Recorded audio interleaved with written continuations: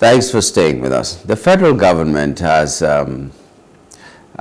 dismissed civil servants who obtained degrees from private universities in Togo and Benin Republic between 2017 and 2024. The move follows findings by an interministerial committee revealing over 22,500 Nigerians acquired fake certificates from these institutions. The decision stems from an undercover report exposing degree racketeering in these countries.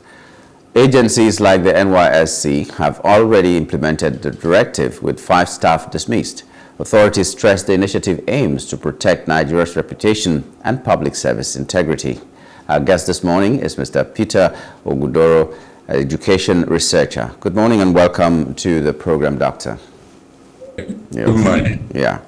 So a lot of people, according to the report, about 25,000 or more people have been discovered to have acquired fake certificates. That's how they put it, and they are being fired from the MDAs. I'd like to hear you speak to this. Well, I think there seems to be a concern within government quarters about the need to ensure that we are relating with the education industry in the way we should, and that Nigeria doesn't keep getting bashing at the international level, especially in the Western world, with respect to the recognition our certificates are supposed to attract, and the respect for people who emerge from Nigeria as professionals. And given that report that the young man working for one of the, one of the media organizations, orchestrated, which revealed the dangerous things happening in Benin Republic, I think the government is trying to stem the tide and ensure that such things don't happen again. The only concern I have is the possibility that they might be throwing out the baby with the bad water. I'm not absolutely sure that everyone who has passed through those institutions since 2007 are people who didn't really spend time in the classroom to do that. But they appear to be the ones who have done the investigations. I'm only suggesting that we should be careful in the way we lump everyone together, so that at the end of the day we don't let innocent people suffer as a result of the misconduct of probably some maybe the minority. I know lawyers have this principle they try to teach us regarding how to administer justice, and they say that it's always better to let 100 bad people go free than to let one innocent person suffer injustice. So that's my preliminary remark on this development. Yeah, the federal, I don't know how extensive that investigation was, except that one of the things that I saw before now was the fact that they said some of these institutions did not have the accreditation to offer degrees to Nigerian students. I don't know what that means, whether they have the accreditation to offer degree to their own people and not Nigerians. I don't understand what that is. But I'm looking at the time between that time when they had this report from the young journalist there that did the undercover, and now, and just 5 people have been sacked from NYSC. These are looking like the people who are the fall guys, because knowing that the man or the young man was able to come and get his requisite papers to serve in NYSC, it means that there are people who process those things.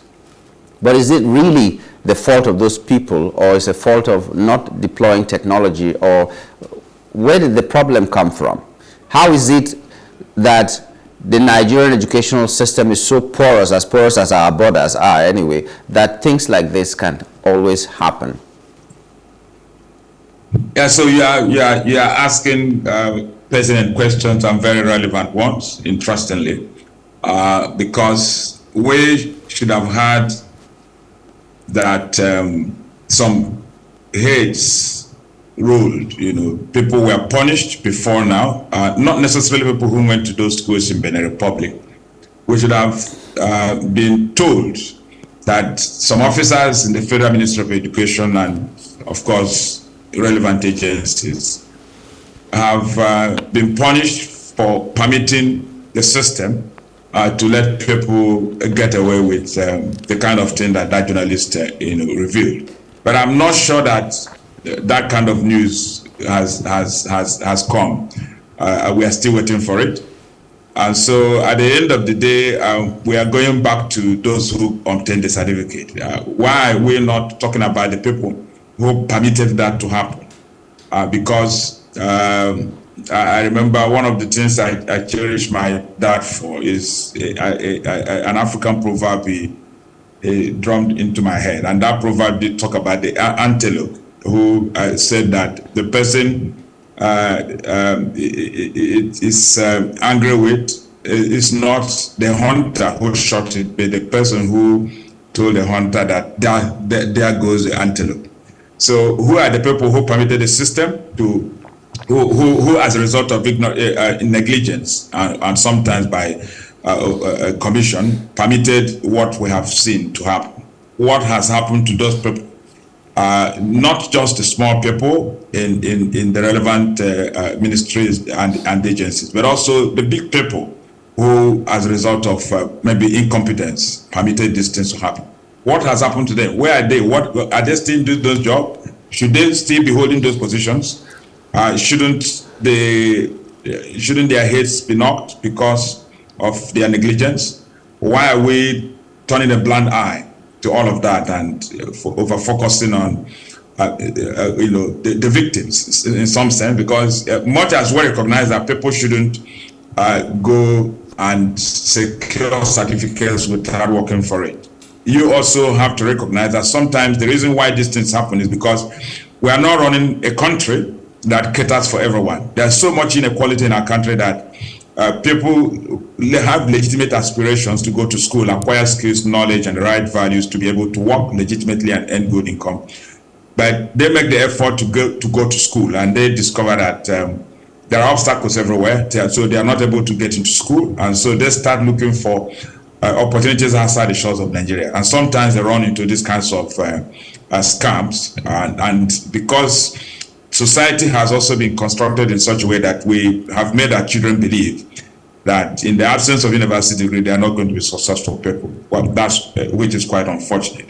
So when people chase what society says they should chase, and they don't seem to find legitimate truths through which they can get there, and then they find people who offer them things that look like those things will give them the access they are looking for.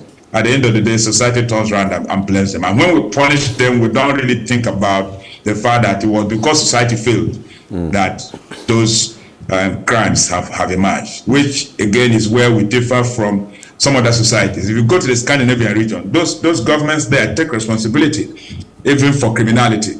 And that's why they put conditions in place to discourage the next person considering criminal acts from doing the wrong things.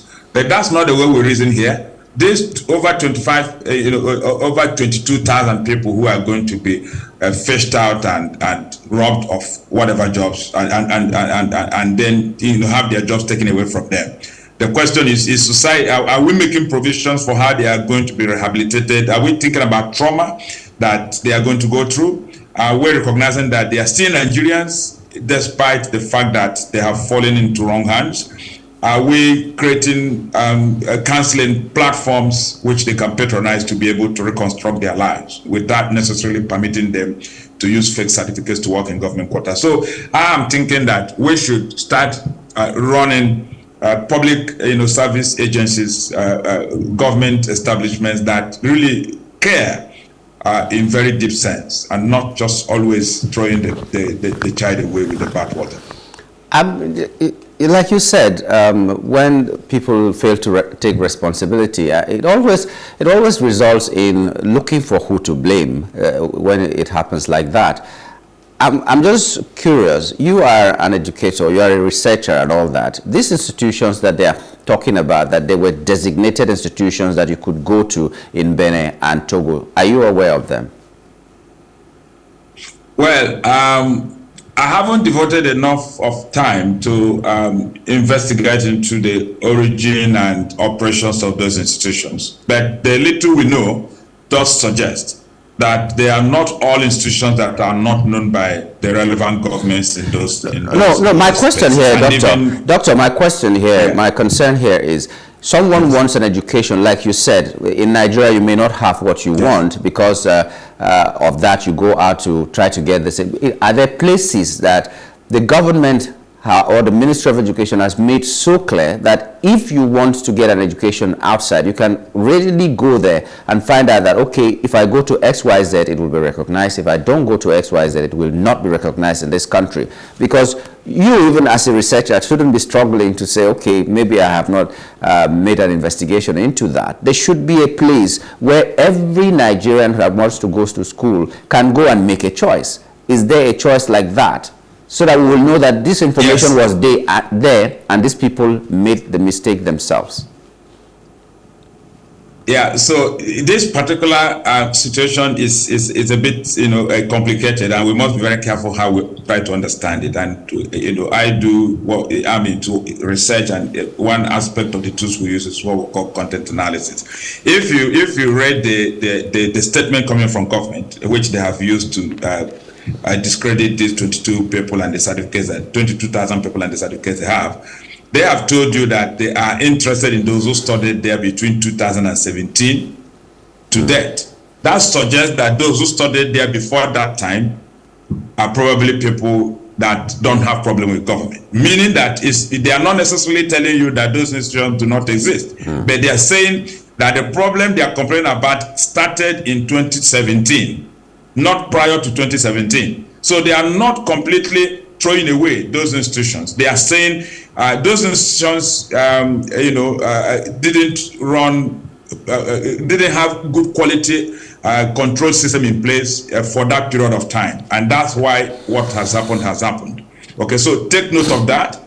Now, more direct to the question you are asking and to provide you an answer. Indeed, there is a unit in the Federal Ministry of Education you can go to when you want to know how legitimate any institution abroad is, and they will provide you the right answer.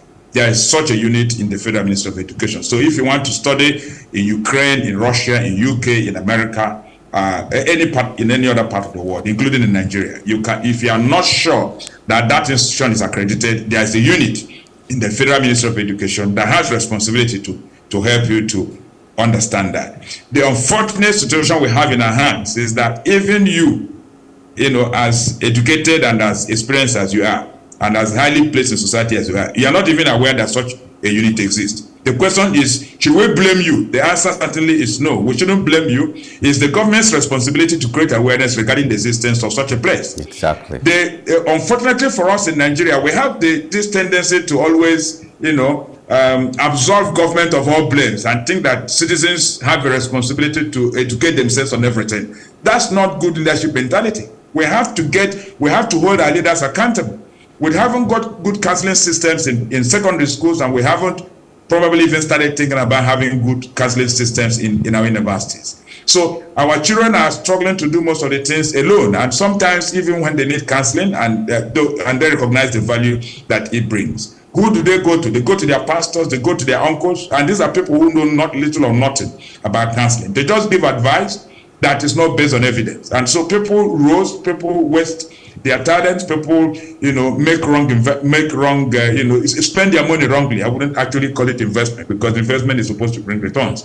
So that's where the challenge is coming from. Such a unit does exist, but we haven't created awareness regarding the existence of such a unit, and they are not up and doing at their own level. So they have a responsibility to also let us know that they do exist. And you find this in primary, in secondary schools, as well as in universities, where sometimes counselors are there, but even the students that are in those institutions that they are supposed to cater for are not aware that they are there, because sometimes we give them other responsibilities and they take their hands off the major assignments that they have been posted to such institutions to do.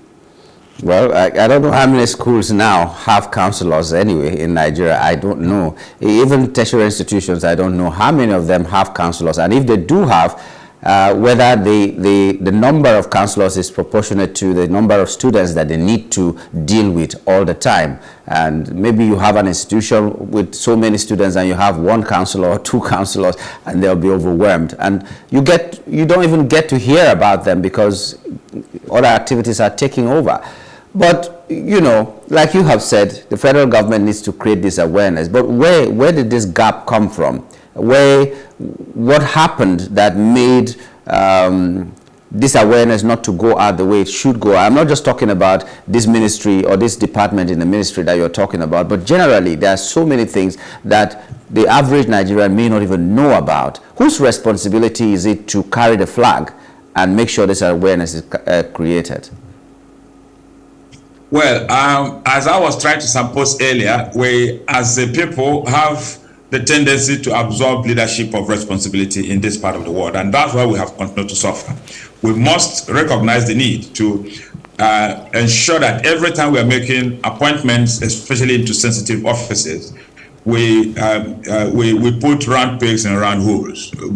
For a greater part of our history, that has not been the case, especially as it concerns Ministry of Education. Most of the time, we put people who have not studied education at the helm of affairs in the Federal Ministry of Education, as well as in the various ministries of education across the states, and even in local governments, those who are councillors in charge of education. Most of them are people who haven't had, about, faculty of education, not to talk about going there to study, really. So that's where the challenge is coming from. We don't have the right staffing in ministries of education across our country. Most of the time we make appointments on the basis of chronism, on the basis of nepotism, and that is how come we are not having competent people who man these offices. And it's only when you have the right people heading the right agencies that you can have the right appointments made. And when you appoint the right people into critical units of these agencies, for example, we're discussing counselors in the school system, then when you send the right people to the right places, those counselors will recognize that they are here to do a job and not just to earn salary and walk away. And they will create the right awareness and recognize that professionally, you don't just do your job because it pays salary. You do it because it's a professional responsibility. And sometimes, even when you haven't received your salary, you must still discharge your duties because it's a court duty. In medicine, for example, your first responsibility as a doctor is to save life. Whether or not that life has money, it's not supposed to stop you from making the effort to save the life. Save the life first, and then we discuss money later. And that should cut across the board. As it concerns counselors, it's the same principle. I'm a professional counselor. I am a professional career manager, and I know that when you come to me, what is ringing in my head is not whether you can pay for my service. It's first and foremost the need for me to help you to make appropriate career choices, even when it may be inconveniencing to you in terms of what you hear me say. So what guides my relationship with you is not primarily how much money you pay me, but the fact that I have studied this and I have a professional responsibility to ensure that the right things are done. So by way of summary, what I'm saying is that we have been unfortunate as a country not to have adequate staffing in key government ministries and agencies. And as it concerns education, the case is really very scandalous, because most of the time we just keep thinking that education is not where our development efforts should start from. We think our development efforts should start from, fixing roads and providing power. What we don't seem to have realized is that it's only when education functions well that all those other problems, become will evaporate. Unfortunately, our leaders don't seem to have acquired the kind of brain it takes to reason along this line. Doctor, I was just smiling to myself. The kind of person you were describing to take whatever position, were you describing an expert, or you were just describing men of integrity? Because in Nigeria, you may have the expertise, but you may not have the kind of integrity that will make you look at the problem as a professional rather than a businessman. you say you should proffer solutions not just because of the money that you're being paid. Let's take health, for instance. No minister has ever been a minister of health that is not a doctor. Do we have the best health system in Nigeria now? So I think maybe it goes beyond just being an expert in the field, but being professional is tied to having integrity to do what is right at any time, no matter what enticement or otherwise there might be. So how do we build up these men of integrity to merge this integrity with expertise that they have? Good thinking there coming from you, really. I think that if you show up tomorrow as a candidate in a presidential election, I will put my vote to get you there, really. Yeah, because it's not just expertise in terms of technical competence or having the right ethical values. It's a combination of both. Both must be present for us to give you a very important job. If you are morally upright, but you lack the competence to a technical competence to hold a position, we'll still run into trouble. If you have the competence technically to hold a position and you fail morally, we still have a problem. Remember the late Taisholani, there was a time we gave him a very important assignment to do, running a bank for the poor. He couldn't run it well, not because he lacked integrity. He was a very upright man, all of us knew that, but he knew nothing about banking. And because we were looking for somebody who was upright, we gave him the job, and the place failed and failed woefully.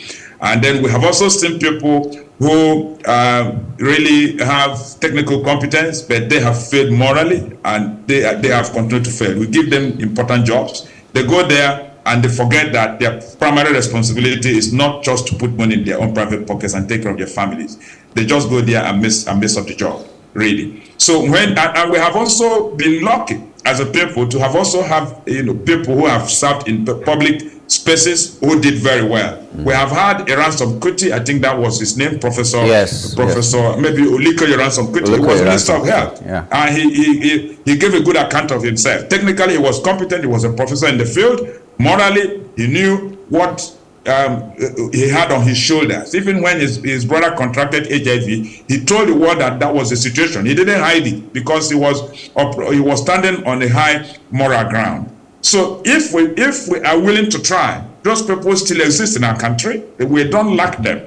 It's just that the type of politics we play is the politics that makes us to be afraid of competent people who are morally upright. Because when we have those people around us, they disagree with us when we are treading a wrong path. And most of the time, the kind of leaders we have in this part of the world is not peculiar to Nigeria. It's an affliction that, is... yes, but Doctor, let's not close without saying it. Let's not close without saying it, because we're about to close now. What aspect of education needs to be tweaked to be able to build these patriotic citizens?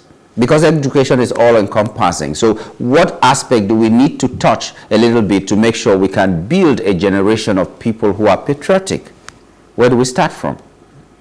Yes, we need to get our philosophy of education right. We have to confirm to ourselves what we are doing education for. We shouldn't be doing education for what we are doing it for now. What are we doing education for now? We are doing education to give people jobs, to make them earn money. Really, and that's all. To make them acquire academic credentials. That's what we are doing education for. That's what we have sold to teachers. So the average teacher studying in any classroom anywhere in Nigeria on a typical day, even as we speak now, is just believes that the reason why he's in the classroom is to help the children to pass exams. And that's a secondary matter. It's not a primary matter. It's not even up to 10% of what we are in the classroom to do. We're in the classroom to help our children to acquire analytical ability, to open their minds, to also acquire relational skills, learn how to think, learn how to relate with other people, learn how to ask questions, and learn how to think before they respond to questions. Right. That's not what we're doing in education today, quite unfortunately. And there are places we can go to learn. Finland has got it right, Sweden has got it right, Norway has got it right. The next time we want to train teachers, we can go to those places. So let's train our teachers to know what they are in the classroom to do, that they are not just there to make children pass the exam, but to help them to recognize that they are citizens of the society and they have responsibilities on their shoulders to contribute their quota to ensuring that society survives and flourishes.